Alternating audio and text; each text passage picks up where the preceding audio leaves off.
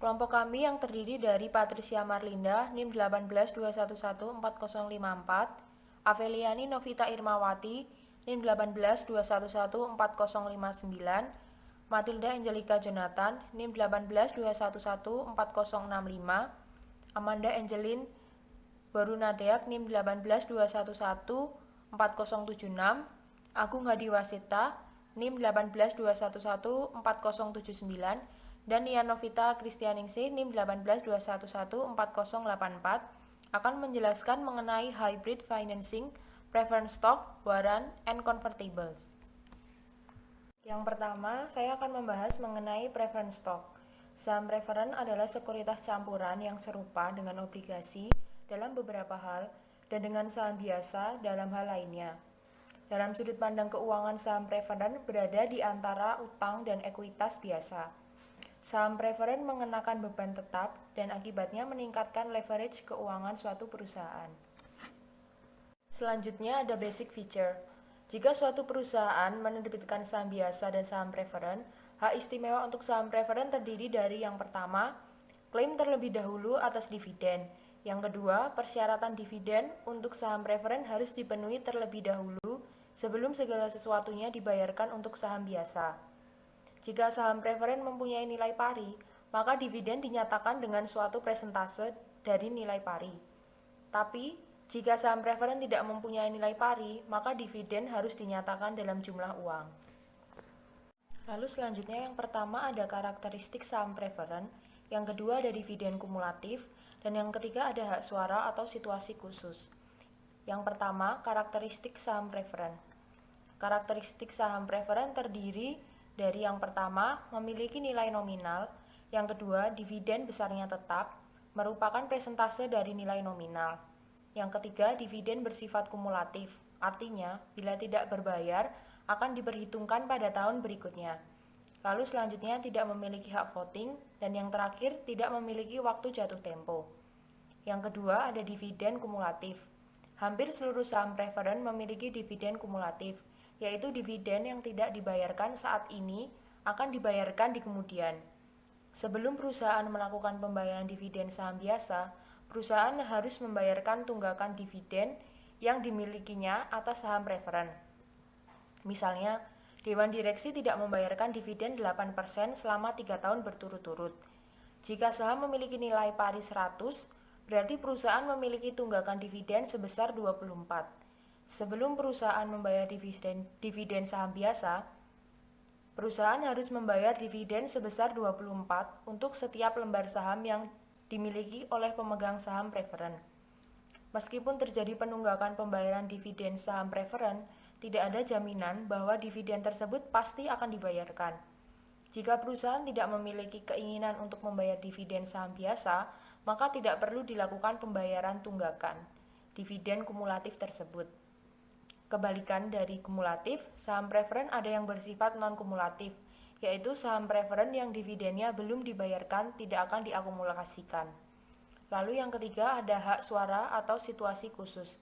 Karena pemegang saham preferen memiliki prioritas di atas pemegang saham biasa terhadap aktiva dan laba, maka pemegang saham preferen biasanya tidak diberikan hak suara dalam manajemen kecuali perusahaan tidak dapat membayar dividen saham preferen selama periode tertentu. Penunggakan pembayaran dividen 3 bulanan sebanyak 4 kali misalnya, adalah merupakan kondisi khusus di mana pemegang saham preferen diberi hak suara. Dalam situasi tersebut, pemegang saham preferen sebagai suatu kelompok diberi hak untuk memilih beberapa direksi. Namun biasanya, saat pemegang saham preferen diberi hak suara, kondisi perusahaan berada dalam kesulitan keuangan yang parah. Akibatnya, hak suara yang diberikan tidak memiliki pengaruh apapun. Lalu selanjutnya ada other types of preference stock. Sebagai tambahan dari jenis saham preferen yang polos seperti di atas, terdapat beberapa variasi yang juga dipergunakan. 2 di antaranya adalah saham preferen dengan tingkat bunga mengambang dan lelang pasar. Yang pertama, ada Adjustable Rate Preference Stock atau ARPS. Saham ini merupakan sekuritas yang dividennya dikaitkan dengan tingkat bunga dari sekuritas pemerintah. ARP utamanya diterbitkan oleh perusahaan fasilitas umum dan bank-bank komersial besar. ARP dipuji-puji sebagai investasi perusahaan jangka pendek yang hampir sempurna karena memiliki dua alasan. Yang pertama, memiliki 30% dari dividen yang dapat dikenakan pajak bagi perusahaan tersebut. Yang kedua, fitur tingkat bunga mengambang yang dimiliki saham ini seharusnya akan tetap menjaga emisi diperdagangkan mendekati nilai pari. Sayangnya, hingga saat ini ARP belum memiliki cukup banyak ketidakstabilan harga untuk dapat dimiliki di dalam portofolio aktiva yang liquid dari kebanyakan investor perusahaan. Lalu yang kedua ada Market Auction Preference Stock. Saham ini merupakan sekuritas dengan masa 7 minggu, memiliki resiko rendah, hampir tidak kena pajak yang dapat dijual di antara tanggal-tanggal lelang mendekati nilai parinya. Di sini penjamin akan melakukan lelang atas emisi setiap 7 minggu sekali, atau untuk mendapatkan pengecualian 70% dari penghasilan kena pajak, para pembeli harus memiliki saham paling tidak selama 46 hari. Para pemilik yang ingin menjual saham mereka dapat menempatkannya untuk dilelang pada nilai pari. Para pembeli kemudian memberikan penawaran mereka dalam bentuk imbal hasil yang bersedia mereka terima selama jangka waktu 7 minggu ke depan. Imbal hasil yang ditentukan untuk emisi periode berikutnya adalah imbal hasil terendah yang cukup untuk menjual seluruh saham yang ditawarkan pada lelang hari itu. Pembeli akan membayarkan sebesar nilai pari kepada penjual, sehingga para pemegang saham dapat yakin bahwa saham mereka dapat dijual pada nilai parinya. Penjual kemudian harus membayarkan dividen selama jangka waktu 7 minggu ke depan seperti yang telah ditetapkan oleh lelang. Selanjutnya ada advantage and disadvantage of preference stock. Terdapat keuntungan maupun kerugian dalam menggunakan pendanaan melalui saham preferen. Berikut ini adalah keuntungan utama dilihat dari sudut pandang emiten saham. Yang pertama, berbeda dengan obligasi. Kewajiban untuk membayarkan dividen preferen bukanlah hal yang tercantum pada kontrak, dan melewatkan pembayaran dividen saham preferen tidak dapat memaksa perusahaan dinyatakan bangkrut. Yang kedua, dengan menerbitkan saham preferen, perusahaan terhindar dari dilusi ekuitas biasa yang terjadi ketika saham biasa dijual. Yang ketiga, karena saham preferen terkadang tidak memiliki waktu jatuh tempo, dan karena pembayaran dana pelunasan saham preferen, jika ada, umumnya disebar dalam jangka waktu yang cukup panjang. Emisi saham preferen akan mengurangi pengeluaran arus kas akibat pelunasan kembali pokok yang terjadi pada emisi utang. Lalu terdapat dua kerugian penting. Yang pertama, dividen saham preferen bukanlah pengurang pajak bagi emiten saham, sehingga biaya saham preferen setelah pajak umumnya menjadi lebih tinggi daripada biaya utang setelah pajak. Akan tetapi, keuntungan pajak saham preferen bagi pembeli dari kalangan perusahaan akan menurunkan biaya setelah pajaknya dan berarti juga biaya efektifnya. Yang kedua, meskipun dividen saham preferen dapat dilewatkan, investor berharap dividen tersebut tetap dibayarkan dan perusahaan bermaksud untuk membayarkannya jika kondisi mengizinkan. Jadi, dividen saham preferen dapat dianggap sebagai biaya tetap. Oleh karenanya, penggunaan dividen tersebut seperti dalam utang akan meningkatkan risiko keuangan dan akibatnya biaya ekuitas biasa. Perkenalkan, nama saya Agung Adiwasita, NIM 182114079. Pada kesempatan kali ini saya akan menjelaskan mengenai waran. Waran merupakan sertifikat yang diterbitkan oleh perusahaan yang memberikan hak kepada pemegangnya untuk membeli sejumlah saham perusahaan dengan harga tertentu untuk jangka waktu tertentu. Umumnya waran diterbitkan bersamaan dengan utang, dan mereka digunakan untuk mendorong investor untuk membeli utang jangka panjang dengan tingkat kupon yang lebih rendah. Berikut merupakan contoh dari waran. Perusahaan ingin menjual obligasi sebanyak 50 juta dolar dengan waktu 20 tahun pada 2010. Menurut Financial Vice President, obligasi akan sulit terjual dan akan dibutuhkan kupon rate sebesar 10%. Namun banker mesugestikan atau merekomendasikan alternatif lain, yaitu coupon rate diturunkan menjadi 8% jika perusahaan menawarkan 20 waran dengan masing-masingnya yaitu $1.000 obligasi. Setiap waran memberikan hak kepada pemegangnya untuk membeli satu saham biasa pada harga kesepakatan yaitu $22. Saham tersebut terjual sebesar $20 dan waran akan kadaluarsa apabila pada tahun 2020 belum digunakan sebelumnya. Lalu pertanyaannya, mengapa investor ingin membeli obligasi dengan imbal hasil 8% dengan waran sebagai paket? Hal ini dikarenakan pemegang saham dapat membeli saham biasa perusahaan dengan harga kesepakatan terlepas dari seberapa tinggi kenaikan harga di pasar. Opsi ini mengimbangi rendahnya suku bunga obligasi dan membuat paket obligasi dengan imbal hasil rendah ditambah waran menarik bagi investor. Selanjutnya itu harga pasar awal obligasi dengan waran. Sesuai dengan contoh, jika obligasi diterbitkan sebagai hutang langsung, suku bunganya yaitu 10%. Namun apabila dengan waran, suku bunganya yaitu 8%. Jika seseorang membeli obligasi dengan harga penawaran awal sebesar $1.000, maka akan menerima paket yang terdiri dari 8% bunga dan juga dalam jangka waktu yaitu 20 tahun ditambah dengan 20 waran. Karena suku bunga obligasi yang akan sangat beresiko seperti 10%, maka kita dapat menemukan nilai dari obligasi itu dengan straight debt. Ilustrasinya yaitu seperti gambar di bawah ini, di mana 10% merupakan market interest, 80 ini merupakan annual payment yang didapat dari $1.000 dikali 8%, sedangkan 0, 1, 2, 3 hingga 20 ini merupakan tahun coupon rate yang dibayarkan, dan 1.000 di sini merupakan future value dari obligasi itu sendiri. Dengan demikian, apabila kita menggunakan financial calculator, didapatkan nilai dari obligasi itu sendiri sebesar $829.73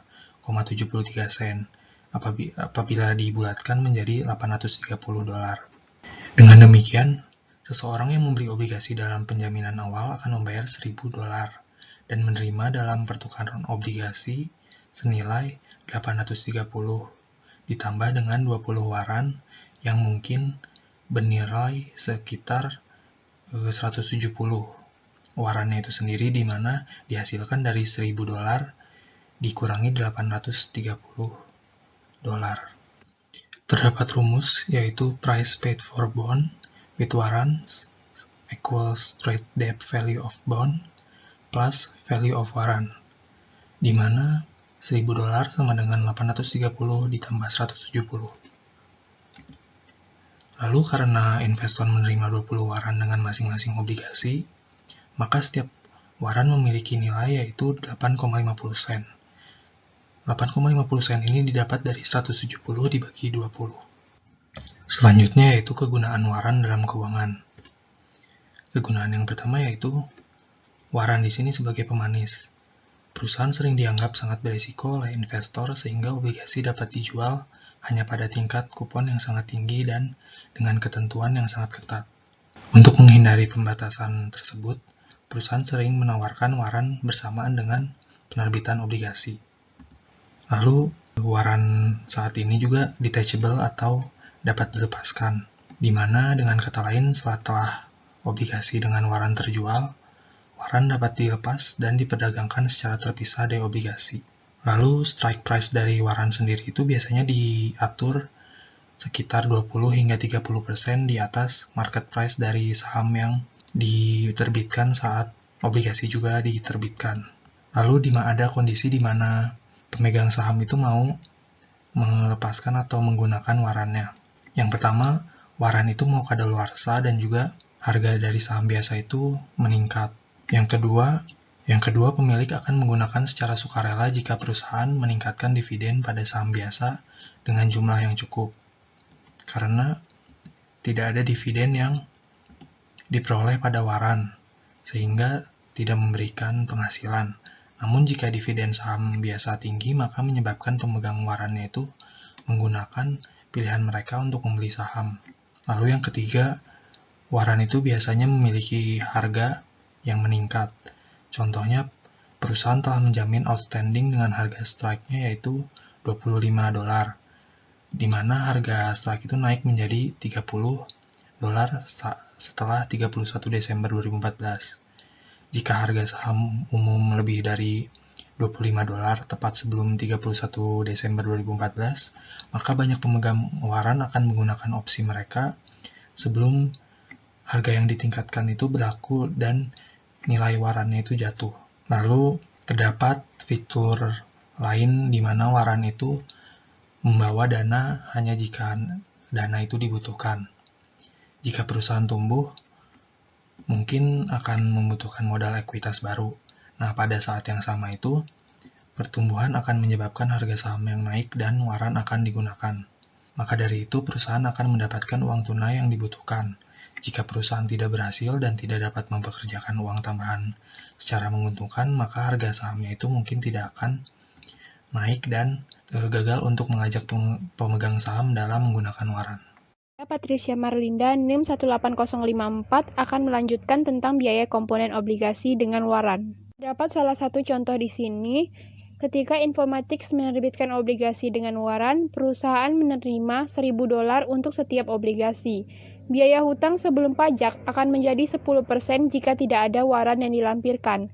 Tetapi, setiap obligasi Informatics memiliki 20 waran yang masing-masing memberikan hak kepada pemegangnya untuk membeli satu waran.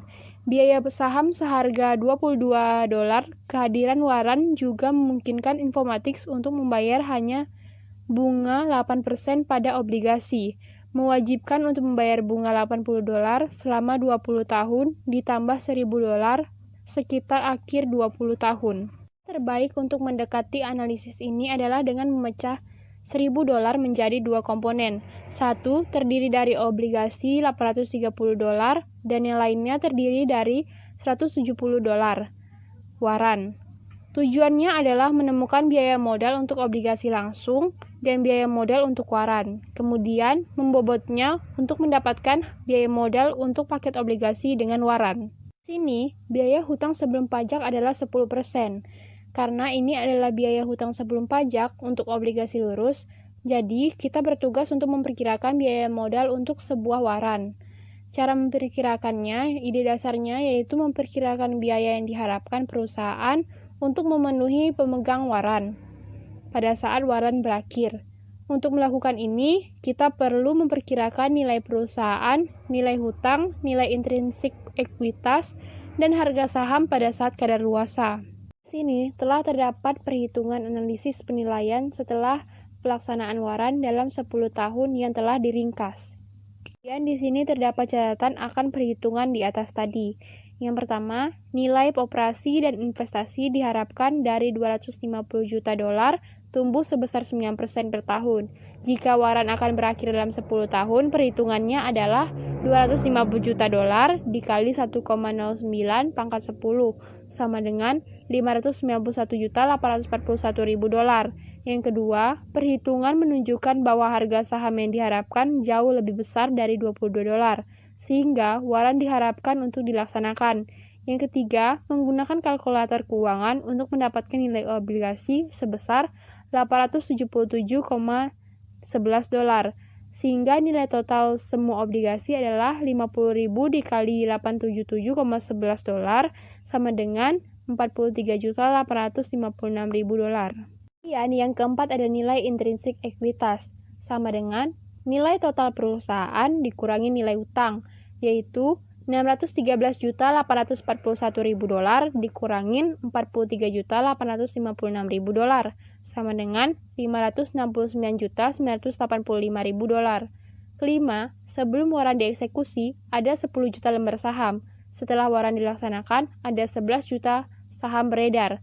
Yang keenam, memperkirakan harga saham intrinsik yang diprediksi yang sama dengan nilai intrinsik ekuitas dibagi dengan jumlah saham, yaitu $569.985.000 dibagi 11 juta, sama dengan $51,82 per saham.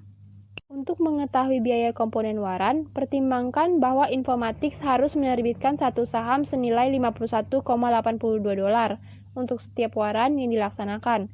Dan sebagai gantinya, Informatics akan menerima harga kesepakatan $22.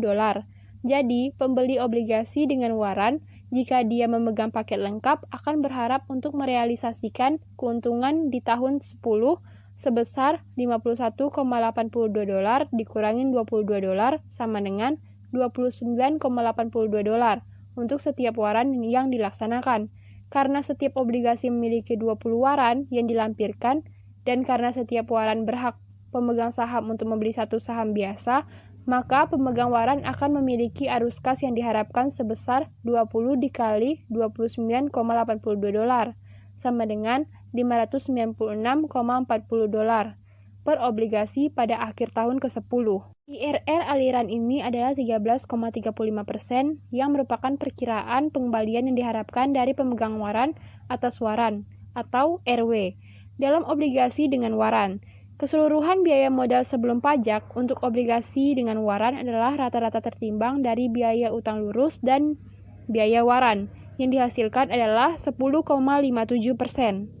Kemudian, di sini dapat ditarik kesimpulan. Yang pertama, biaya waran lebih besar daripada biaya ekuitas karena waran juga lebih beresiko daripada ekuitas. Yang kedua, biaya modal untuk obligasi dengan waran ditimbang antara biaya hutang dan biaya yang jauh lebih tinggi keadilan. Yang ketiga, biaya modal keseluruhan untuk obligasi dengan waran akan lebih besar daripada biaya hutang langsung dan akan jauh lebih tinggi daripada tingkat kupon 8% pada paket obligasi dengan waran. Nama saya Amanda Angelin Borunadea, NIM 182114076. Di sini saya akan menjelaskan tentang convertible securities. Convertible securities adalah obligasi atau saham preferen yang berada di bawah syarat dan ketentuan tertentu.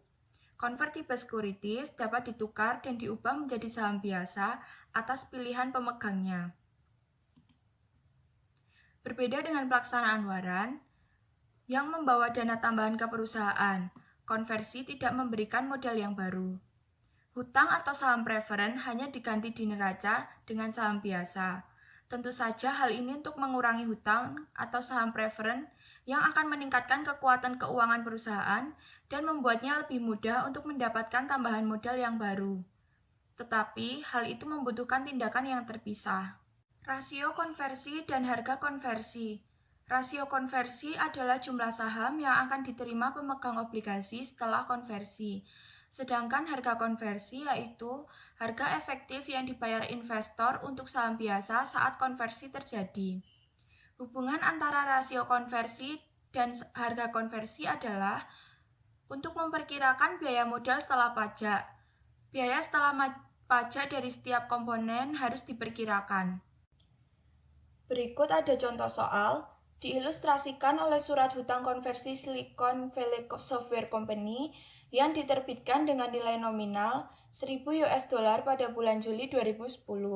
Sebelum jatuh tempo pada tanggal 15 Juli 2030, pemegang surat hutang dapat menukar obligasi dengan 18 saham biasa. Oleh karena itu, rasio konversi atau CR adalah 18. Biaya obligasi pembeli $1.000 nilai nominal ketika diterbitkan. Membagi nilai nominal $1.000 dengan 18 saham yang diterima dan menghasilkan harga konversi sebesar $55,56 per sahamnya.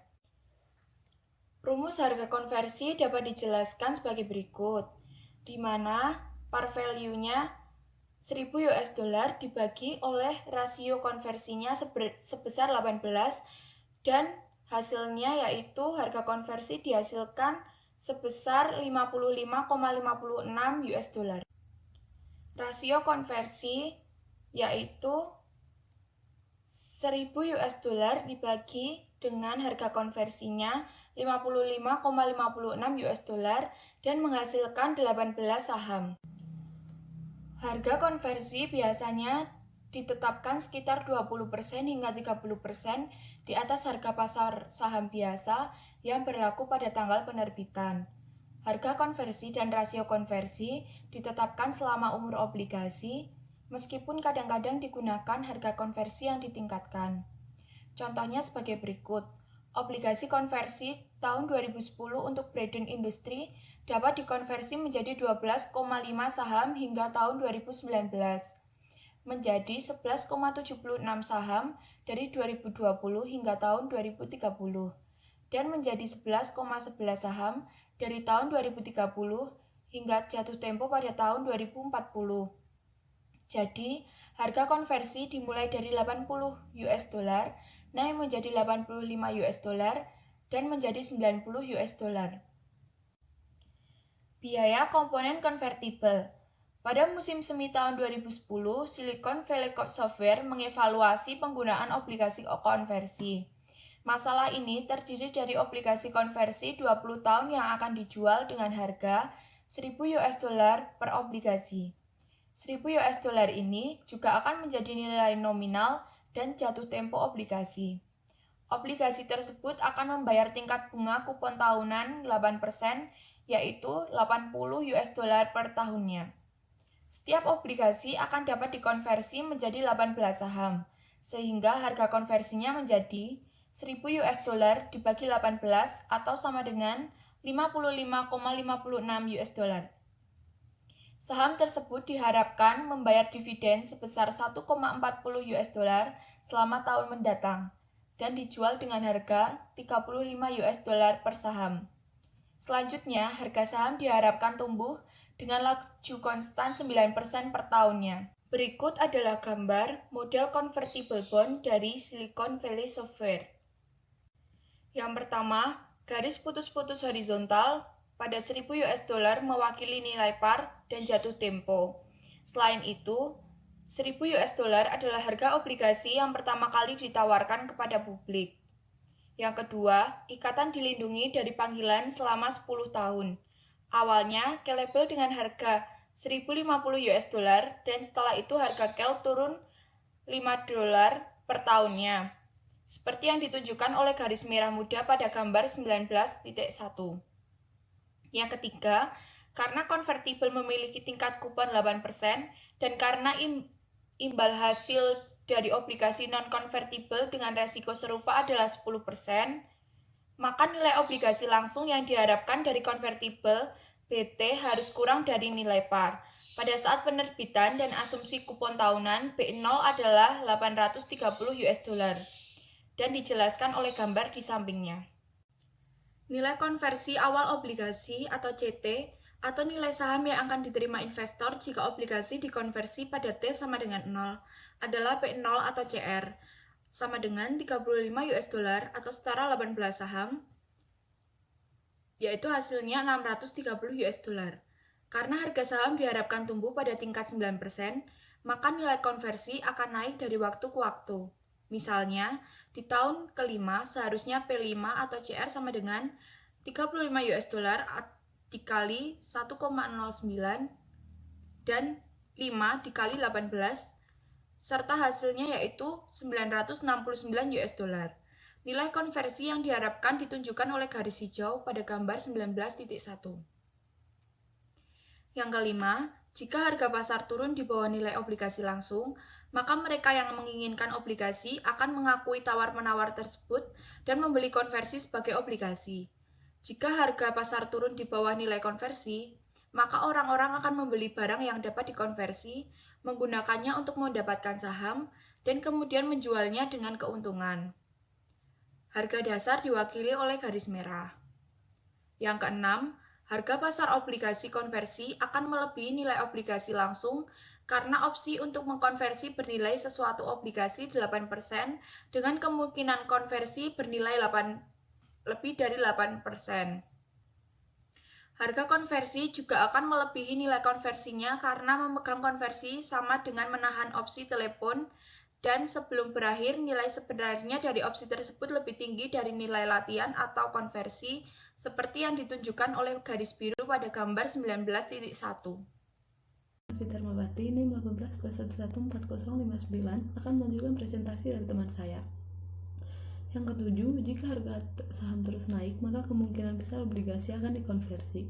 Saat kemungkinan ini meningkat, garis nilai pasar akan mulai menyatu dengan garis nilai konversi. Sebagai contoh, bisa kita lihat pada gambar 19.1. Anggaplah 10 tahun setelah penerbitan, nilai pasar obligasi adalah $1.600, nilai konversinya $1.500, dan harga panggilan adalah $1.050. Jika perusahaan membatalkan obligasi sehari setelah Anda membelinya seharga $1.600, Anda akan memilih untuk mengubahnya menjadi saham yang hanya bernilai $1.500 daripada membiarkan perusahaan membeli obligasi dari Anda dengan harga $1.050 yang akan membuat Anda menderita kerugian sebesar $100. Menyadari bahaya ini, Anda dan investor lain akan menolak untuk membayar premi yang melebihi harga panggilan yang lebih tinggi atau nilai konversi setelah obligasi dapat ditarik. Oleh karena itu, pada gambar 19.1 kami mengasumsikan bahwa garis nilai pasar mencapai garis nilai konversi di tahun yang ke-10 ketika obligasi menjadi dapat ditarik. Yang ke-8, dalam contoh periode perlindungan panggilan berakhir dalam tahun ke-10. Pada saat ini, harga saham yang diharapkan sangat tinggi sehingga nilai konversinya hampir pasti akan lebih besar dari harga rata-rata. Tetapi diasumsikan bahwa obligasi akan dikonversi lebih cepat daripada perusahaan yang memanggil obligasi yang akan terjadi dalam 10 tahun. Lalu yang ke-9, nilai pasar yang diharapkan pada tahun ke-10 adalah $1.491. Seorang investor dapat menemukan tingkat pengembalian yang diharapkan dari obligasi konversi dengan menemukan IRR dari arus kas berikut. Bisa kita lihat pada PPT. Dengan kalkulator finansial, kami dapat ditetapkan bahwa N sama dengan 10, fair value sama dengan minus 1000, PMT sama dengan 80, dan fair value sama 1491. Kemudian mencari interest per year sama dengan RC, yaitu RR sama dengan 10,94%. Yang ke-10, sebuah konversi lebih berisiko daripada hutang langsung, tetapi kurang berisiko daripada saham. Jadi biaya modalnya harus berada di antara biaya hutang langsung dan biaya ekuitas. Dalam contoh, RD sama dengan 10%, RC sama dengan 10,94%, dan RE sama dengan 13%. Yang berikutnya, use of convertibles in financing. Saya akan menjelaskan kelebihan dan kelemahan dari sudut pandang penerbit. Di sini terdapat dua kelebihan. Yang pertama, pembayaran bunga yang lebih rendah, tetapi sebagai kompensasi keuntungan tersebut, maka penerbit juga akan mengalami dilusi saham sewaktu pemegang obligasi melakukan konversi obligasi ke saham baru. Lalu yang kedua, dalam arti tertentu, convertible menyediakan cara untuk menjual saham biasa dengan harga yang lebih tinggi daripada yang berlaku saat ini.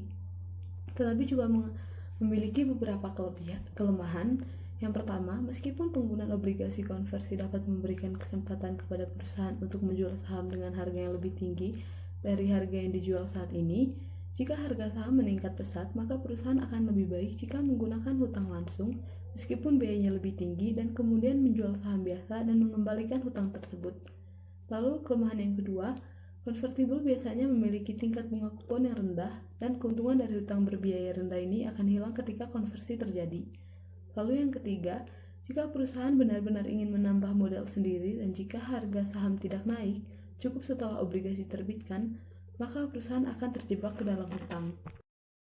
Sebagai contoh, bagaimana perusahaan bisa yakin bahwa konversi akan terjadi jika harga saham naik di atas harga konversi?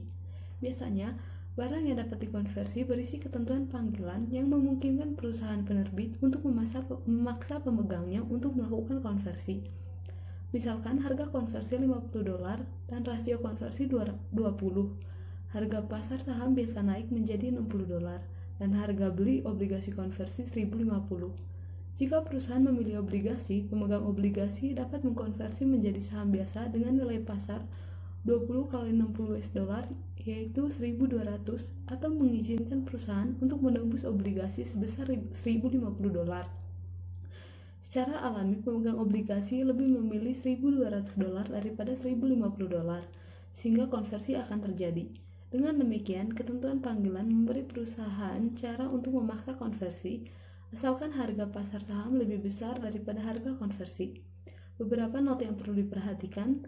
Yang pertama, bahwa kebanyakan convertible memiliki periode perlindungan panggilan yang cukup lama, biasanya 10 tahun. Lalu yang kedua, perlu diketahui bahwa manajemen mengandalkan harga saham untuk naik di atas harga konversi, sehingga membuat obligasi menjadi konversi yang menarik. Lalu yang berikutnya yaitu convertibles and agency cost. Konflik lembaga potensial antara pemegang obligasi dan pemegang saham adalah substitusi aset, juga dikenal sebagai umpan dan peralihan.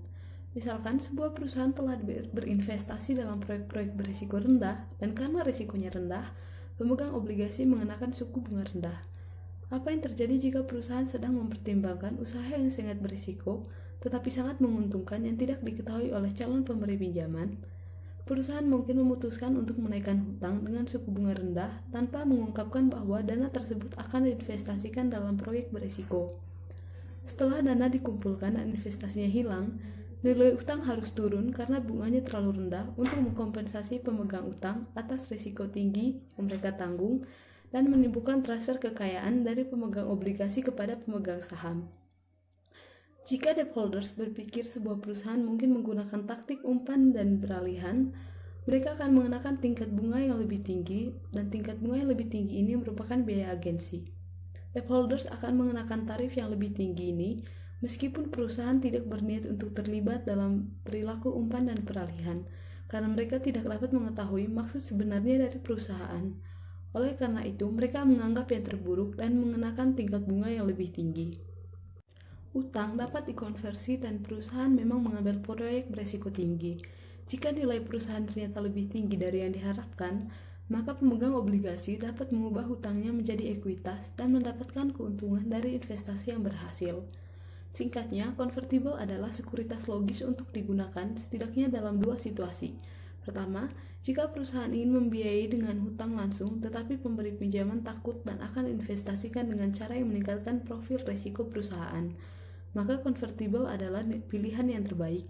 Kedua, jika perusahaan ingin menerbitkan saham, tetapi berpikir bahwa langkah seperti itu akan menyebabkan investor menafsirkan penawaran saham sebagai sinyal masa depan yang sulit, maka konversi juga akan menjadi pilihan yang terbaik.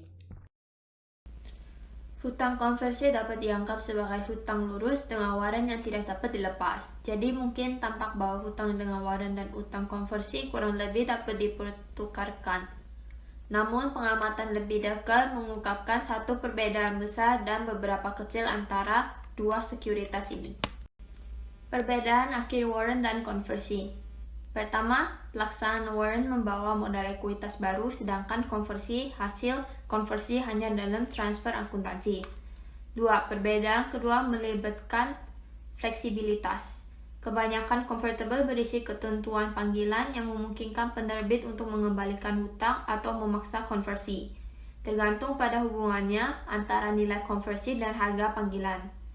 Namun kebanyakan waran tidak callable. Jadi, perusahaan harus menunggu sampai jatuh tempo untuk waran menghasilkan modal ekuitas baru. 3. Umumnya, jatuh tempo juga berbeda antara warrant dan convertible. Warrant biasanya memiliki masa jatuh tempo yang jauh lebih pendek daripada convertible. Dan warrant biasanya kedaluarsa sebelum warrant tersebut utang yang menyertai jatuh tempo. 4. Warrant juga menyediakan lebih kecil saham biasa masa depan daripada konversi. Karena dengan konversi semua hutang dikonversikan menjadi saham, sedangkan hutang tetap beredar saat warrant dilaksanakan. Bersama-sama, fakta-fakta ini menunjukkan hal itu penerbit hutang plus warrant sebenarnya lebih tertarik untuk menjual hutang daripada menjual ekuitas. 5. Secara umum, perusahaan yang menerbitkan hutang dengan warrant lebih kecil dan lebih beresiko daripada perusahaan yang memiliki masalah convertible. 6. Yang terakhir, terdapat perbedaan biaya emisi yang signifikan antara hutang dengan warrant dan hutang konversi. Obligasi dengan warrant biasanya membutuhkan biaya penerbitan sekitar 1,2 poin persentase lebih banyak daripada biaya flotasi untuk convertible.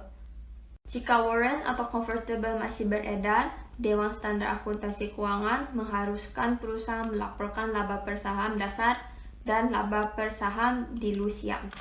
EPS dasar dihitung sebagai pendapatan yang tersedia untuk pemegang saham biasa dibagi dengan jumlah rata-rata saham yang benar-benar beredar selama periode tersebut. EPS dilusian dihitung sebagai pendapatan yang akan tersedia bagi pemegang saham biasa dibagi dengan jumlah rata-rata saham yang akan beredar jika sekuritas dilutif telah dikonversi. Aturan yang mengatur perhitungan EPS terdilusi cukup kompleks. Di sini kami menyajikan ilustrasi sederhana dengan menggunakan obligasi konversi. Jika obligasi telah dikonversi pada awal periode akuntansi, maka pembayaran bunga perusahaan akan lebih rendah, karena tidak harus membayar bunga obligasi dan ini akan menyebabkan laba menjadi lebih tinggi. Tetapi jumlah saham beredar juga akan meningkat karena konversi. Jika penghasilan lebih tinggi dan jumlah lebih tinggi saham menyebabkan EPS turun, maka obligasi konversi akan didefinisikan sebagai efek dilutif, karena konversinya akan menurunkan atau melemahkan EPS. Semua bisa dikonversi sekuritas dengan efek dilutif bersih dimasukkan saat menghitung EPS terdilusi. Oleh karena itu, definisi ini berarti EPS terdilusi selalu lebih rendah dari EPS dasar. Intinya, ukuran EPS dilusian adalah upaya untuk menunjukkan bagaimana keberadaan sekuritas konversi mengurangi klaim pemegang saham biasa pada perusahaan.